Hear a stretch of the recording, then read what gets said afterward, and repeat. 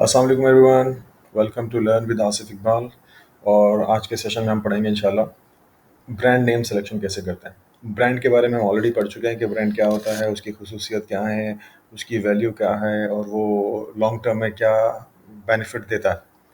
अब हम बात करेंगे जी कि वो ब्रांड को सेलेक्ट कैसे करें। ये जो प्रोसेस होता है वो होता कैसे है, उसके इंग्रेडिएंट्स क्या होने चाहिए उसके अंदर। ब्रांड को कन्फ्यूजन होगी किसी के दिमाग में कि ब्रांड होता कैसे है, किस तरह से उसको रजिस्टर करना चाहिए और क्या क्या उसकी क्वालिटीज़ होनी चाहिए। तो पहली बात तो ये है जी कि आपका ब्रांड नेम जो है वो यूनिक होना चाहिए। यूनिक तो आपको सबको पता ही है कि यूनिक का मतलब है सबसे मुनफरिद होना चाहिए, सबसे अलग होना चाहिए।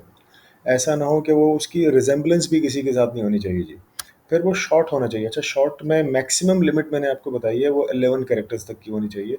और जितना शॉर्ट होगा उतना अच्छा होगा, क्योंकि लोगों को याद करना भी है, स्पेल आउट भी करना है सारी चीज़ें। और आजकल जो वेबसाइट रजिस्ट्रेशन की बात करें तो 6 कैरेक्टर से ऊपर का तो डोमेन आपको मिलता है, 6 से नीचे का नहीं मिलता। तो ऑब्वियसली वो कुछ ना कुछ करके 6 कैरेक्टर से ऊपर होगा और 11 से अंदर अंदर होना चाहिए। ये बात याद रखिएगा कि जो भी आपका ब्रांड नेम है वो 11 कैरेक्टर से कम होना चाहिए। वो 7 का हो सकता है, 6 का हो सकता है, 8 कैरेक्टर्स का हो सकता है, 9 कैरेक्टर्स का हो सकता है, 10 का भी हो सकता है, इवन 11 कैरेक्टर्स का भी हो सकता है।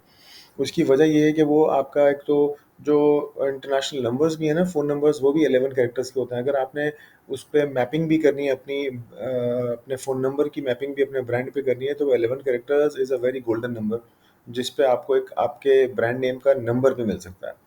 ठीक है जी। एनीवे, फिर आपको करना है क्या है, वो ईज़ी टू स्पेल आउट हो। ऐसा नहीं होना चाहिए कि वो ब्रांड नेम आपने लिया, उसकी स्पेलिंग ही बहुत मुश्किल हो गई, लोगों को स्पेल करने में बहुत मुश्किल होती है। एग्ज़ाम्पल है, एक वेबसाइट है उसका नाम है हमारी वेब, तो वो HUM से भी उसकी स्पेलिंग हो सकती है, HAM से भी हो सकती है।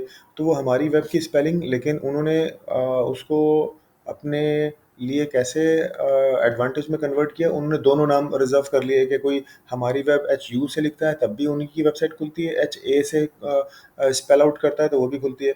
बट ब्रांडिंग में बड़ा मसला हो जाता है, क्योंकि आपको एक फोर्स लगानी पड़ती है, एडवर्टाइजमेंट बजट लगाना पड़ता है। वो आप दो, अगर आपके पास ब्रांड होंगे तो वो मुश्किल हो जाएगी। अब वो तो इसीलिए बेहतर ये है कि आपका इतना आसान नाम हो कि उसमें इस किस्म की कन्फ्यूजन ना हो। फिर प्रोनाउंसिएशन भी बड़ा आसान होना चाहिए, 2 से 3 सेलेबल का ही होना चाहिए। ऐसा ना हो कि वो उसमें बहुत लंबा हो गया तो उसमें सेलेबल्स भी ज़्यादा आ रहे हैं, तो उसे प्रोनाउंस करना भी मुश्किल हो रहा है। तो 1 सेलेबल का होगा तो वो बेस्ट है, लेकिन वो मिलना मुश्किल है, तो 2 पे जा सकते हैं, 3 पे भी जा सकते हैं।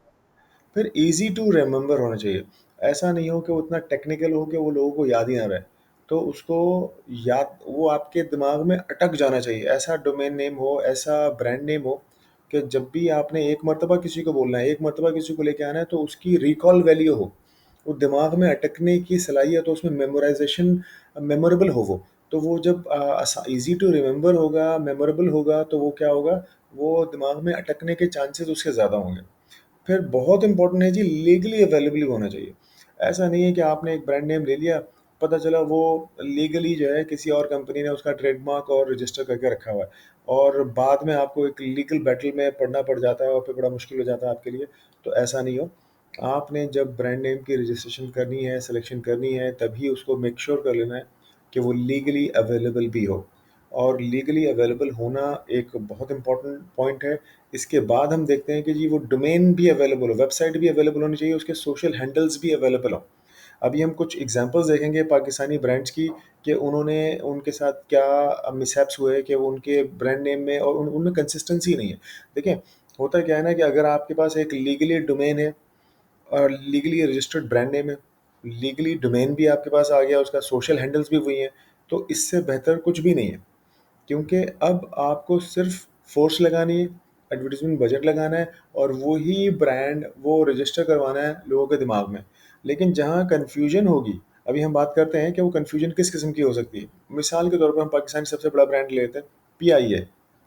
अब देखिए, इतना बड़ा ब्रांड है, पहले तो यही है कि शॉर्ट फॉर्म है PIA, पाकिस्तान इंटरनेशनल एयरलाइन। ठीक है जी। लेकिन अगर PIA ब्रांड नेम है तो उसको देख लें, उनकी वेबसाइट क्या है, PIAC.com.pk। तो ये कन्फ्यूजन आ गई कि PIAC। फिर अगर आप इनका फेसबुक पेज देखिए तो वो क्या है, facebook.com/पाकिस्तान INT एयरलाइंस। अब देखें यहाँ कितनी कंफ्यूजन आ गई। अगर वो इसको प्रमोट करना चाहते हैं तब भी मुश्किल हो गई, क्योंकि PISC रख सकते थे ये, या फिर एक वक्त में ही देख लेते, फिर इस तरह से कर लेते। फिर आप देखें ट्विटर पे देखें x.com/official_PIA, और कहाँ पे कहीं पे कैपिटल करें, कहीं का खैर वो तो इतना मसला होता नहीं, लेकिन आप देखें अंडरस्कोर यहाँ लगा दिया। इंस्टाग्राम का पेज देखें तो पाकिस्तान, फिर वही पाकिस्तान INT एयरलाइंस। तो यहाँ तो वो कंसिस्टेंट रहा कि फेसबुक और इंस्टाग्राम का तो इनका कंसिस्टेंसी आ गई।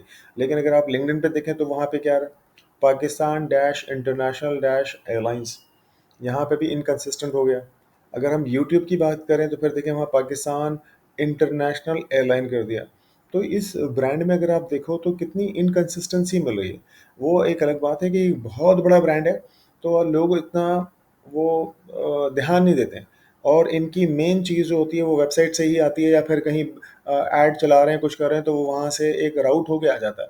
बट दैट हर्ट्स, कहीं ना कहीं प्रॉब्लम होती है, कोई ना कोई देखता है और फिर प्रॉब्लम हो जाती है। तो बेहतर तरीका यही है कि अगर आपने लेना है इनसे, तो अब गलती हो गई, अब ये उसको कुछ नहीं कर सकते, या अभी भी चेंज करना चाहे तो कर सकते हैं, लेकिन जाहिर सी बात है हमारा ब्रांड है नहीं, तो हम इस पर कुछ भी नहीं कर सकते। लेकिन ये एक प्रॉब्लम है, अगर इस किस्म की आप अगर अपना कोई ब्रांड लेते हैं और इस किस्म की गलती आपसे ना हो, तो क्या ही बेहतर हो कि आपका ब्रांड नेम भी वही है, वेबसाइट भी वही है, सोशल हैंडल्स भी सारे के सारे वही हैं। तो एक कंसिस्टेंसी आती है। अब आपने वेबसाइट पे आ गया, चाहे वो ट्रेडिशनल मार्केटिंग में आप चला रहे हैं, ऐड लगा रहे हैं, बिलबोर्ड पे जा रहा है, टीवी ऐड में आ रहा है, रेडियो पे आ रहा है, कहीं पे भी आ रहा है, आपने एक ही बात करनी है। आप फिर वहाँ इस तरह की कंफ्यूजन भी नहीं करेंगे कि पाकिस्तान इंटरनेशनल एयरलाइन बोलना शुरू करें। देखिए यहाँ आप पाकिस्तान इंटरनेशनल एयरलाइन बोल रहे हैं और एक जगह PIA बोल रहे हैं, तो आपको एक ही चीज़ को लेके चलना चाहिए। ब्रांडिंग का उसूल क्या है कि एक तो पहले आपने ब्रांड नेम सेलेक्ट कर लिया कि जी ये मेरा ब्रांड नेम है, फिर उसी को लेके चलना है। अगर वो पाकिस्तान इंटरनेशनल एयरलाइन था, तो आपको फिर पाकिस्तान इंटरनेशनल एयरलाइन .com या .pk वही लेना चाहिए था और वही रखना चाहिए था। तो वहाँ पे भी कंसिस्टेंसी आ जाती। ठीक है। एनीवे, अब हम दूसरे की तरफ चलते हैं, वो PSO। ये भी एक बहुत बड़ा नाम है पाकिस्तान का, पाकिस्तान स्टेट ऑयल। लेकिन अगर आप देखें तो इनकी वेबसाइट क्या है, PSOPK.com। ये छोड़ दीजिए, आप आ जाएं फेसबुक पे इनके, वो देखें क्या है, PSOCL। अब वो CL मालूम नहीं किस वजह से रखा है, क्या पता वो कॉर्पोरेट वो लिमिटेड करके कुछ ऑप्शन हो, कंपनी लिमिटेड शायद हो। ठीक है। फिर इंस्टाग्राम का पेज देखें, PSO पाकिस्तान। अच्छा, बाकी पेजेस मैंने मेंशन नहीं किए, क्योंकि वो भी PSO पाकिस्तान वाले थे। तो या तो PSO पाकिस्तान, अच्छा इन्होंने कंसिस्टेंसी रखी कि वो यूट्यूब भी वैसे ही रखा, और सारी चीज़ें। तो फिर ये फेसबुक और वेबसाइट को भी वो PSO पाकिस्तान कर लेते तो ज़्यादा बेहतर नहीं होता। तो ये भी इनकंसिस्टेंसी है। इनकी बिलबोर्ड्स भी लगते हैं, एडवर्टाइजमेंट भी होती है, ऐड क्या कुछ नहीं होता, लेकिन इनकंसिस्टेंसी की वजह से वो कहीं न कहीं एक ऑडियंस को कनेक्ट नहीं कर पाते, कहीं न कहीं वो ब्रेक हो जाता है, वो जो आपका एक कनेक्शन है ना, वो ब्रेक हो जाता है। एनीवे, फिर हम आते हैं एक और ब्रांड की एग्जांपल ले लेते हैं, जे डॉट। अब आप देखें, जब जे डॉट बनाया गया होगा तो उन्होंने ट्रेडिशनल मार्केटिंग के लिए ही बनाया गया होगा, ट्रेडिशनल मार्केट, तो जे डॉट। अब आप देखें डॉट नाम का डॉट कॉम तो होता है, लेकिन कोई जे डॉट करके कोई वेबसाइट नहीं हो सकती, या J.PK हो सकता था, या कुछ भी हो सकता था। अब इन्होंने जो वेबसाइट ली है वो देखें क्या है, वो JunaidJamshed.com। या तो फिर ब्रांड ही जुनैद जमशेद होता, जब डोमेन आपका जे डॉट है। तो अब आप देखें आगे इन्होंने क्या किया। एक तो पहले वेबसाइट JunaidJamshed.com कर ली, फिर वो ब्रांड जो है वो जे डॉट है। अब आगे बढ़ते हैं तो फेसबुक देखें क्या है, J.JunaidJamshed। यहाँ पे बिल्कुल कन्फ्यूजन, मतलब जे डॉट फिर जुनैद जमशेद कर दिया। आगे ट्विटर की एग्जांपल लेते हैं, _जुनैद जमशेद। इंस्टाग्राम पे आ जाएं, J.Junaid Jamshed ऊपर वाला, ये इंस्टाग्राम और फेसबुक वाला ये कंसिस्टेंट रहा। लेकिन पिंटरेस्ट पे आए तो वहाँ सिर्फ जुनैद जमशेद है। अगर आप लिंक्डइन पे आ जाएं तो Junaid dash Jamshed dash private dash limited. YouTube पे आ जाइए तो जे डॉट नहीं लगा यहाँ, जे जे जे जुनैद जमशेद PK। आप समझ रहे हैं, इस तरह की जो कन्फ्यूजन्स होती है ना, ये नहीं होनी चाहिए। तो जब आपने ब्रांड नेम सिलेक्शन करनी है, पहले तो मैंने वो आपको प्रॉपर्टीज़ बता दी, कैसा यूनिक हो, शॉर्ट हो, इजी टू स्पेल आउट हो, प्रोनाउंसिएशन ज़्यादा सेलेबल नहीं हो, और फिर उसकी इजी टू रिमेंबरिंग वैल्यू हो, लीगली अवेलेबल होना चाहिए, कैचिंग पावर हो, उसके दिमाग में वो अटक जाए। ये सारी चीज़ें के साथ साथ आपने इंटरनेशनली चेक करना है कि वो अवेलेबल भी हो, डोमेन और सोशल हैंडल्स। जिस तरह की ये इन ब्रांड्स मैंने 3 ही ब्रांड्स की एग्ज़ाम्पल दी, इस तरह की कन्फ्यूज़न कोई ना हो रही हो आप लोगों को। आई होप कि आप लोगों को ये एग्ज़ाम्पल से समझ में आया होगा कि मैं बोलना क्या चाह रहा हूँ। ठीक है जी, बहुत-बहुत शुक्रिया आपके देखने का, और कोशिश कीजिए अपना ब्रांड नेम सेलेक्ट करके मुझे कमेंट में टैग कीजिए, बताइए, कमेंट कीजिए कि क्या-क्या ब्रांड्स हैं, और इस किस्म की अगर एग्ज़ाम्पल आपके पास भी दिमाग में आती हैं तो मुझसे शेयर कीजिए। बहुत-बहुत शुक्रिया, थैंक यू वेरी मच।